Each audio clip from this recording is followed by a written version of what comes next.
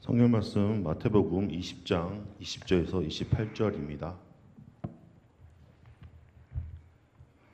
그때 세베대의 아들의 어머니가 그 아들들을 데리고 예수께 와서 절함에 무엇을 구하니 예수께서 이르시되 무엇을 원하느냐 이르되 나의 이 두 아들을 주의 나라에서 하나는 주의 우편에 하나는 주의 좌편에 앉게 명하소서.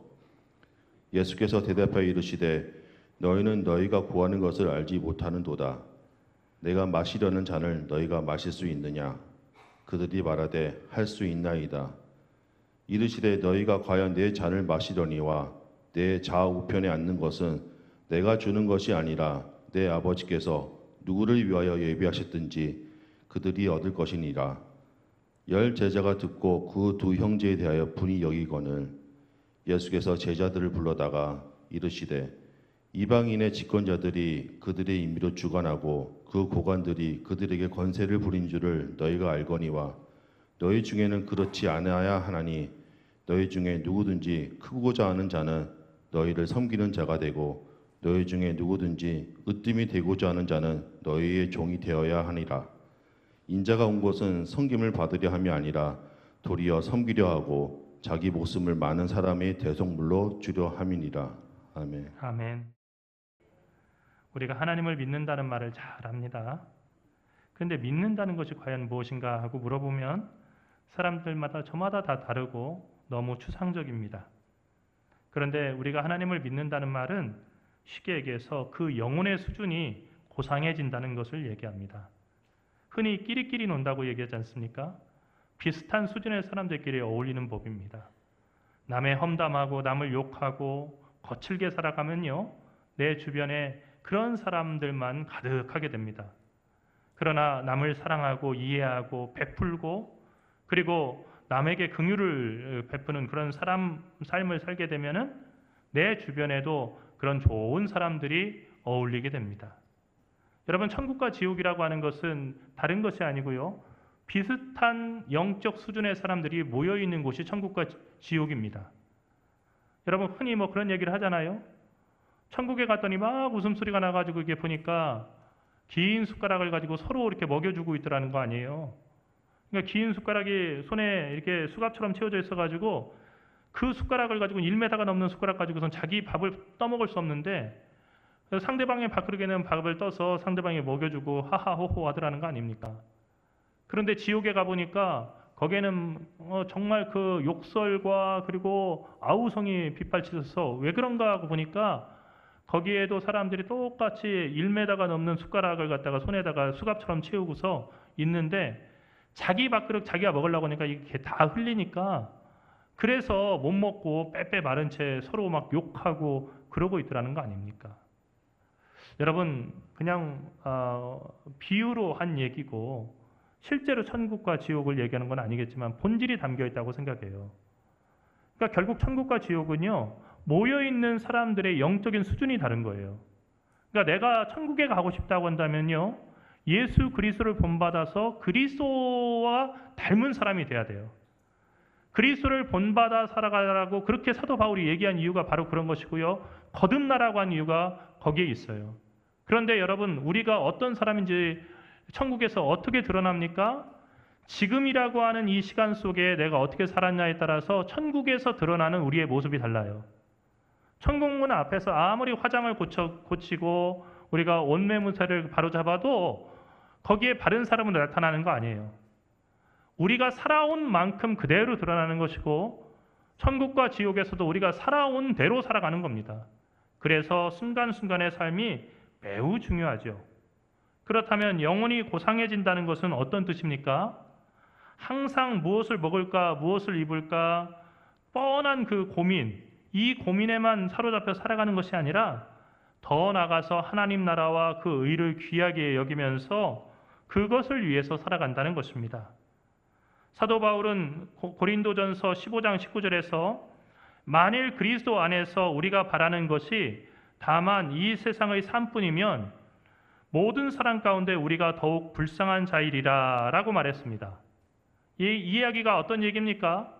예수 믿는다고 하면서 예수 그리스도 안에 있다고 하면서 무엇을 바라나 하고 보니까 이 세상의 삶에서 조금 편하게 살고 더 많이 갖고 더 누리고 살고 이게 전부라고 한다면, 그 소원의 전부라고 한다면 모든 사람들 가운데서 그리스도인이라고 하는 우리가 더욱 불쌍한 사람이다 하는 얘기입니다.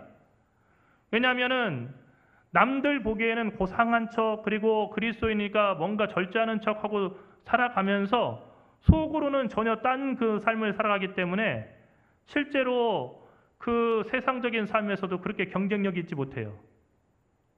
그리고 정작 얻는 것도 없어요. 그리고 하나님 앞에 갔을 때는 그 삶이 엉망진창이라는 것까지 심판받게 되어 있으니 얼마나 불쌍한 사람입니까? 교회도 다니고 스스로 그리스도인이라고 부르는데 무엇을 바라고 기대하는가 하고 그 속을 들여다보니까 전부 다 이 세상에서 잘 되고 이 세상에서 부자 되고 성공하고 높은 자리 얻고 더 넓은 땅과 그리고 더 많은 건물을 갖는 것이 그 소원의 전부라고 한다면 그리스도인이라고 할지라도 우리는 이 세상에서 가장 불쌍한 사람이다 하는 것입니다. 그러므로 하나님을 믿는다고 한다면 우리의 영혼의 수준이 고상해져야 됩니다. 뭔가 다른 것을 바라고 살아야 돼요. 먹고 마시는 거 없이도 우리가 살 수 있다는 얘기 아닙니다. 그 걱정은 하지 말라고 성경에서 얘기했습니다. 어떻게 그 먹고 사는 거 걱정을 안 씁니까? 하나님께서 알고 계시기 때문에 먹이시고 입히신다는 겁니다. 그러면 우리는 어떻게 살아야 됩니까?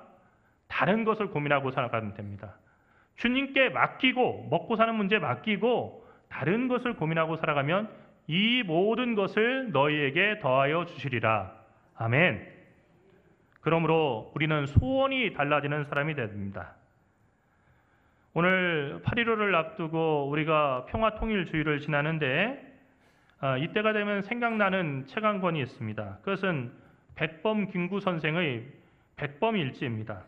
제가 이 책을 여러 번 읽었는데 이 책의 구절 가운데 우리 교과서에서도 소개가 되는 그 구절이 있습니다. 그 글은 나의 소원이라고 하는 제목의 글입니다. 내 소원이 무엇이냐 하고 하나님이 내게 물으시면 나는 서슴지 않고 내 소원은 대한독립이요 하고 대답할 것이다. 그 다음 소원은 무엇이냐 하면 나는 또 우리나라의 독립이요 할 것이요.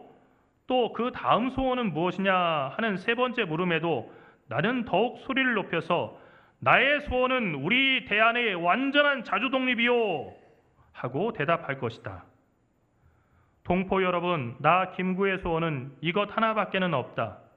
내 과거의 70평생을 이 소원을 이루기 위하여 살아왔고 현재에도 이 소원 때문에 살고 있고 미래에도 나는 이 소원에 달하려고 살 것이다. 독립이 없는 백성으로 70평생의 서름과 부끄러움과 애탐을 받은 나에게는 세상에 가장 좋은 것이 완전하게 자주 독립한 나라의 백성으로 살아보다가 죽는 일이다. 나는 일찍이 우리 독립정부의 문지기가 되기를 원했거니와 그것은 우리나라가 독립국만 되면 나는 그 나라의 가장 미천한 자가 되어도 좋다는 뜻이다. 왜 그런고 하면 독립한 제 나라의 빈천이 나무 밑에 사는 부귀보다 기쁘고 영광스럽고 희망이 많기 때문이다. 1946년 6월 26일, 그러니까 6.25 전쟁이 일어나기 정확하게 1년 전에 현역 포병 장교였던 안두희 중위의 흉탄 4발에 암살당하셨지만 선생은 죽기를 각오하고 나라와 동포를 사랑하다가 끝까지 이 나라를 사랑하다가 하늘나라의 부르심을 받았습니다. 한 사람의 삶의 가치를 결정하는 것은 출생이 아니라 죽음입니다. 어떤 사람으로 태어났는가, 어떤 집에 태어난가보다 중요한 것은 어떤 사람으로 죽는가 하는 문제입니다. 의미 있게 죽기를 소망할 때 그 순간부터 살아있는 삶이 살뜰해지는 것입니다. 어떤 모습으로 죽을까를 생각하지 않고 살다 보면 우리도 모르게 그 소원이 천박해지고 탐욕만 가득 찬 불쌍한 그런 사람이 되는 것입니다. 예나 지금이나 부모들의 흔한 소원은 내 자식 잘 되는 것입니다. 그것을 좀 더 풀어보면 내 자식 공부 잘하고 좋은 학교 가고 좋은 직장 취직해서 돈 잘 벌고 건강하게 오래오래 사는 것입니다. 그 소원이 잘못된 건 아니고 그런 기도 부모로서 드릴 수 있습니다. 다만 앞서서 얘기한 모든 것들이 전부이고 더 바라는 소원이 없고 그게 다 전부이고 그게 곧 목표라면 그때 그것이 문제가 되는 것이다 하는 얘기입니다. 중요한 것은 공부 잘하고 좋은 학교 가고 좋은 직장 취직해서 돈 잘 벌고 건강하게 사는 것이 아닙니다. 중요한 것은 그렇게 되었을 때, 그러니까 공부를 잘하게 되었을 때, 좋은 학교를 가게 됐을 때, 좋은 직장에 취직하게 됐을 때, 돈을 많이 벌게 됐을 때, 내 몸이 건강하게 됐을 때 무엇을 위해서 그것을 바치며 살아갈 것인가 하는 것입니다. 그러니까 공부 잘하고 좋은 학교 가고 취직 잘하고 돈 잘 벌고 건강하게 사는 것은 하나님께서 우리에게 주신 사명을 잘 감당하라고 주신 도구일 뿐 그 자체가 목표가 될 수 없다는 얘기입니다. 그런데 안타깝게도 오늘 이 땅에 사는 많은 신자들의 소원이 이 수준을 벗어나지 못하고 있습니다. 교회 다니는데 왜 교회 다니냐면은 내 자식 좋은 대학 가라고 교회 다닙니다.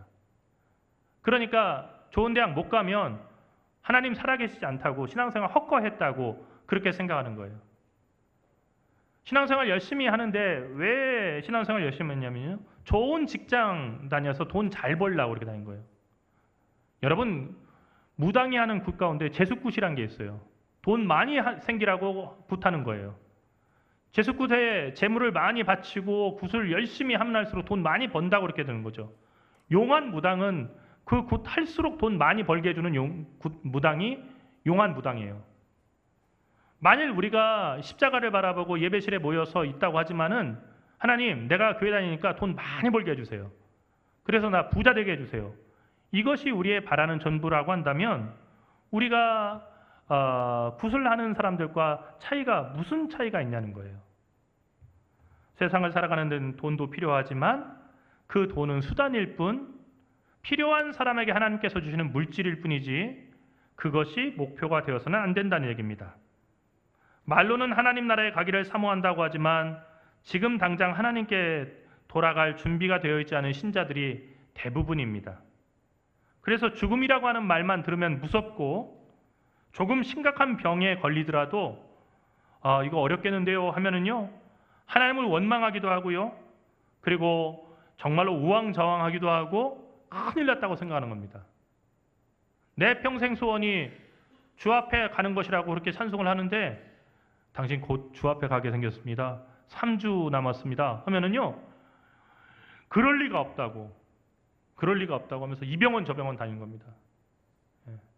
그렇다는 거 아니에요? 그래서 신앙생활 열심히 하는 그 할머니가 계셨었는데 99이 되셨대요. 근데 이제 손주들 와가지고 다 증손주들까지 막 인사하는데 어린아이가 모르니까 이제 인사하면서 이랬대. 할머니 100세까지 오래오래 사세요. 하고서 인사했더니 할머니가 그날 점심을 안 드시더라는 거예요. 1년만 살고 죽으라고 했다고. 예?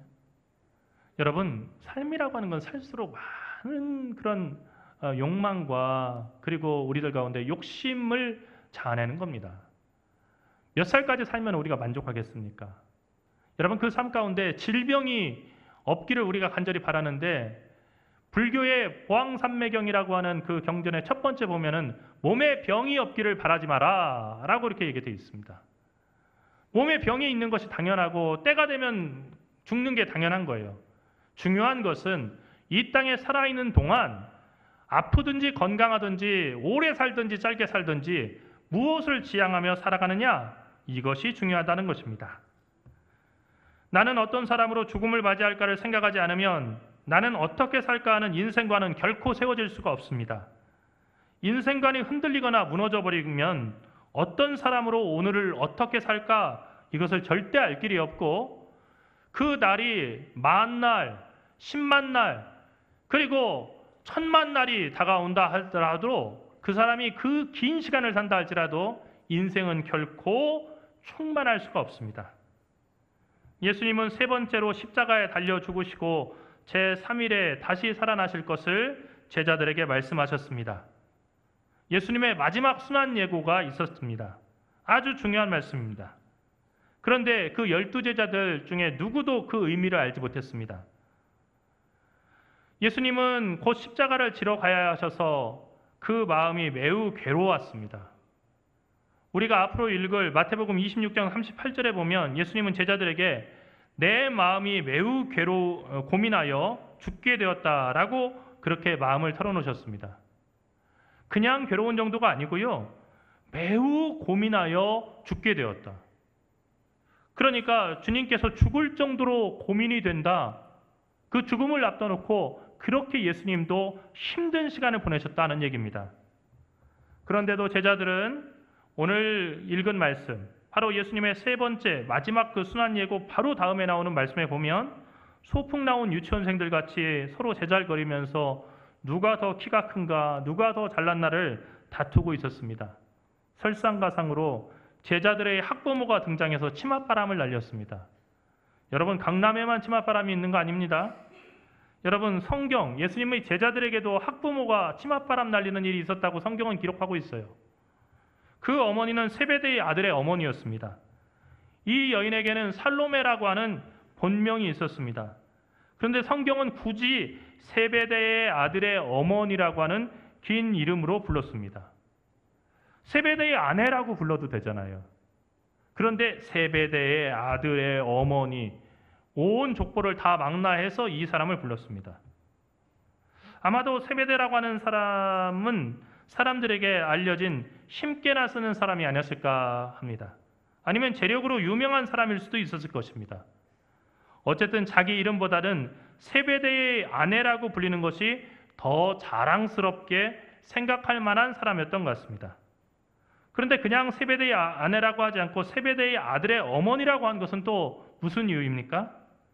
그것은 학교에 다니는 자녀를 둔 교우 여러분들은 쉽게 이해할 수 있을 겁니다. 여자는 결혼하면 자기의 이름을 잊어버리는 일이 흔하죠. 갑자기 아무개의 아내가 됩니다. 그러다가 아이가 태어나면 아무개의 엄마가 됩니다. 가끔 엘리베이터를 타면은 서로 이름을 부르는 그런 여자분들을 보게 돼요. 근데 낯선 이름들이죠. 뭐 스텔라, 오늘 점심 먹고 오늘 갈 거예요? 한나, 나 오늘 점심 따로 먹기로 해서 오늘 같이 못 가는데.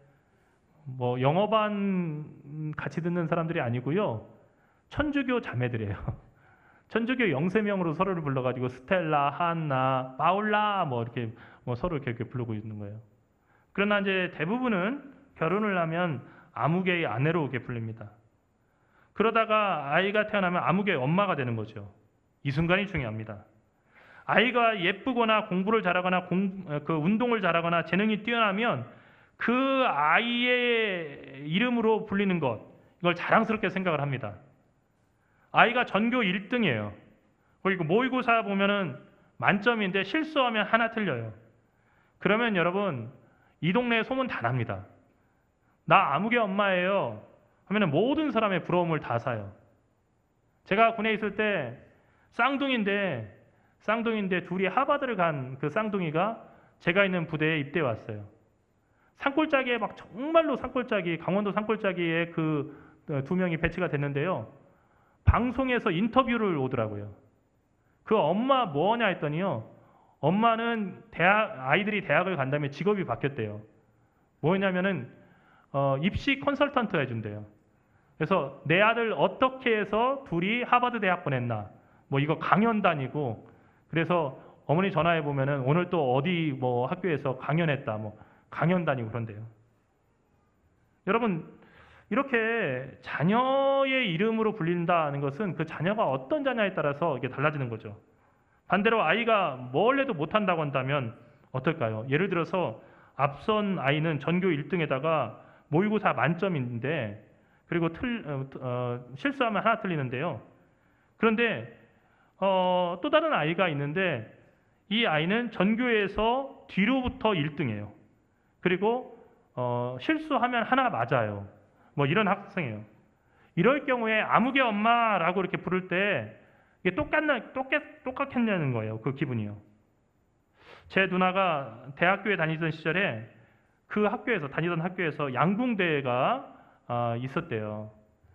그래서 88년도에 이제 양궁대회가 있었는데 양궁 시합장 옆을 지나가는데 시골에서 온 것 같은 아주머니 한 분이 제 누나를 불러 세우더니 학생, 우리 딸이 누군지 알아? 라고 물어보더라는 거예요. 그래서 혹시 같은 과 그 학생 어머니인가 뭐 그런 생각도 했고, 그래서 아니요, 저 모르는데요. 했더니 이 어머니가 아주 자랑스럽게 우리 딸이 김순영이야. 김순영 알지? 그래서 아니요, 모르는데요. 대답했더니 아주 실망스러운 그 표정으로 돌아서더라는 겁니다. 그런데 그 딸이 바로 88 올림픽부터 시작해가지고 올림픽 양궁에서 금메달 4개, 은메달 1개, 동메달 1개를 받은 김순영 선수였어요. 가끔 그 얘기를 해요. 얼마나 실망하셨을까? 세베다의 아들의 어머니의 치맛바람은 이 이상이었습니다. 이 어머니는 아들들을 데리고 예수님께 와서 절하면서 무엇을 구했습니다. 제일 처음에는 다른 제자들이 있으니까 큰 소리로 부탁 못했던 것 같아요. 그래서 예수님한테 와서 뭐라고 하는데 잘 들리지 않았어요.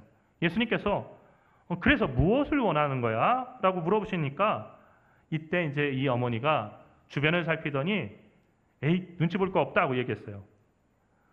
예수님, 이 두 아들이 있습니다. 내 아들입니다. 근데 이 두 아들을 하나는 주의 나라에서 주의 우편에, 그리고 하나는 좌편에 앉게 해주십시오.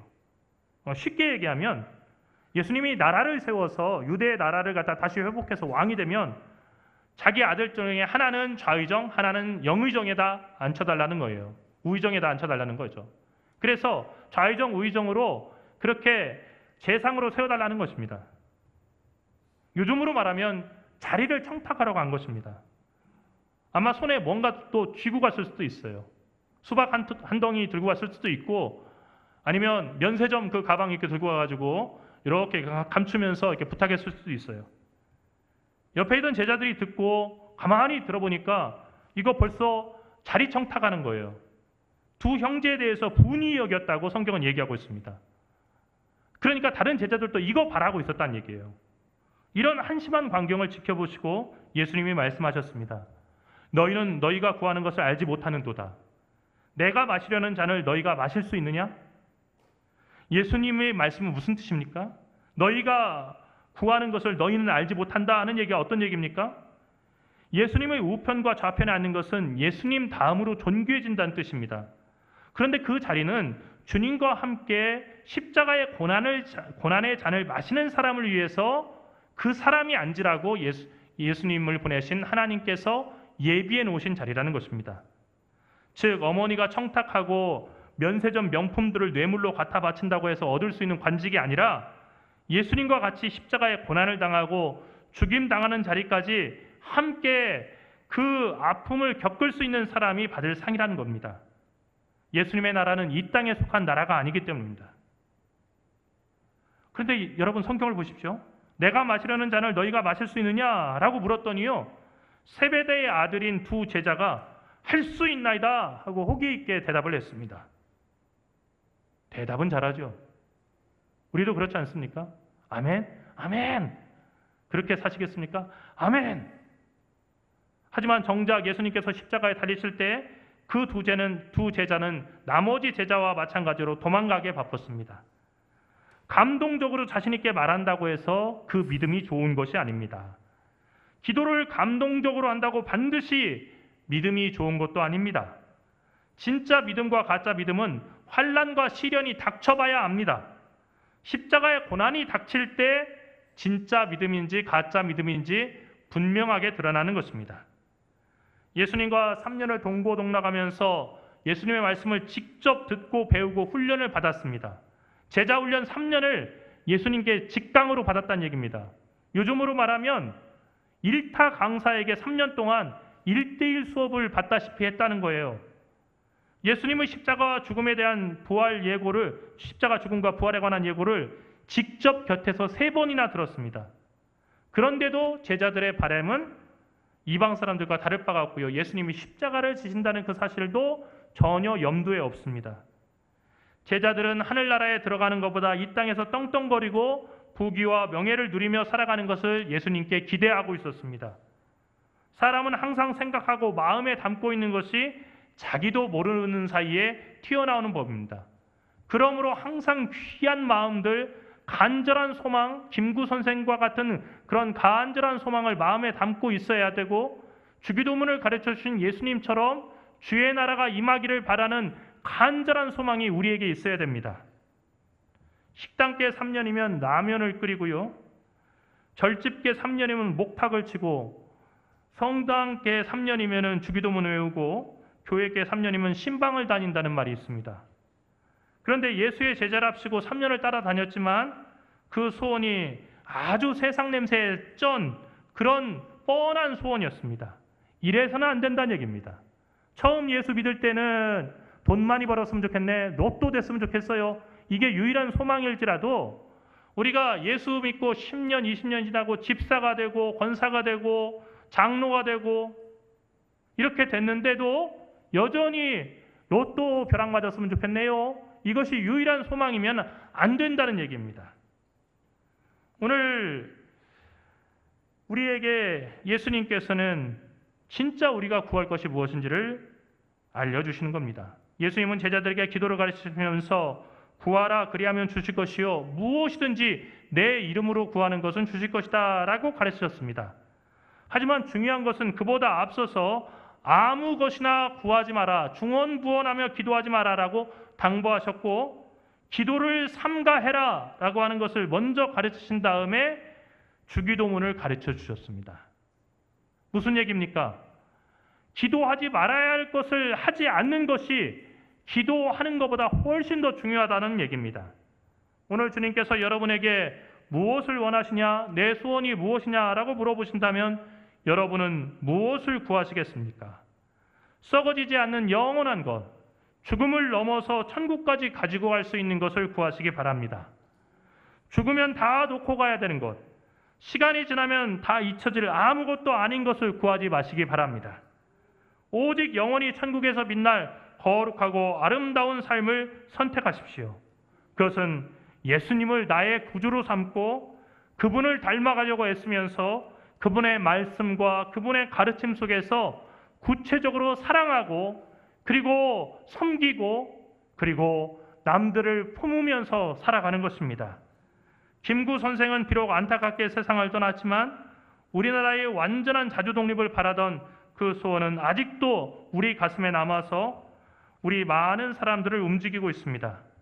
하지만 반대로 일본 사람보다 더 아주 충성된 친일파가 되어서 조국을 팔아넘긴 사람들은 그 결과로 부귀영화도 누리고 그 자손대에 이르기까지 지금까지도 압구정을 비롯해서 정말 이 서울의 요지 땅들을 다 소유하고 있고 부귀를 누리고 있지만, 여러분 그 자손들이 어디 가서 너의 조상이 누구시냐라고 물어본다면, 또 친일파 얘기가 나와서 그 이야기를 해야 된다고 한다면, 사실 우리 조상은 우리나라를 팔아넘긴 아무개요라고 솔직히 말할 수 있겠습니까? 사랑하는 성도 여러분, 썩어질 것을 쫓느라 십자가도 외면하고 예수의 길을 외면하지 않기를 바랍니다. 알지도 못하고 욕심으로 구해서는 안 되겠습니다. 하나님을 믿고 그분 두려운 줄을 알면서 하나님께서 기뻐하실 영원한 소망을 품고 그 소망을 위해서 기도하면서 순간순간 하나님 두려운 줄 알고 진실하시고 또 바르게 살아가기를 힘쓰십시오. 그때 우리를 통해서 사람들은 그리스도의 형상을 볼 수 있게 될 겁니다. 예수님 닮은 사람들이 되는 것, 이거보다 더 귀한 자랑은 천국에서 우리에게 없습니다. 기도하겠습니다. 살아계신 하나님, 은혜와 사랑을 감사합니다. 우리가 알지 못하는 사이에 구하는 것들, 알지 못하기 때문에 구했던 것들을 주님께 참회하오니 다 용서하여 주시옵소서. 우리가 구했지만 그것이 우리에게 임하지 않기를 바랍니다. 다만 우리에게 필요한 모든 것을 아시는 주님께서 예비하신 것을 저희에게 주시고 저희 마음 가운데는 오직 하나님의 나라와 하나님의 뜻을 이루는 거룩한 소원만이 예수님처럼 자리 잡게 인도하여 주시옵소서. 지금 당장 저희를 부르신다 할지라도 저희가 아무런 주저함 없이 주님 앞에 갈 수 있는 준비하고 살아가게 인도하여 주시옵소서. 죽을 준비가 되었기에 바르게 살아갈 수 있는 주의 사람들 될 수 있도록 인도하여 주시옵소서. 특별히 이 나라와 이 민족을 불쌍히 여겨 주시옵시고, 주님, 내년 우리 민족 해방절인 광복절은 남과 북이 함께 통일된 나라에서 드릴 수 있도록 인도하여 주시옵소서. 서로가 서로를 미워하는 것이 아니라 남과 북의 교회가 함께 연합하여서 우리가 평양에 가고 평양에 있는 그 교회 교인들이 서울에 와서 함께 예배를 드릴 수 있는 그 날을 속히 허락하여 주시옵소서. 사랑하시는 우리 주 예수 그리스도의 이름으로 간절히 기도리옵나이다. 아멘.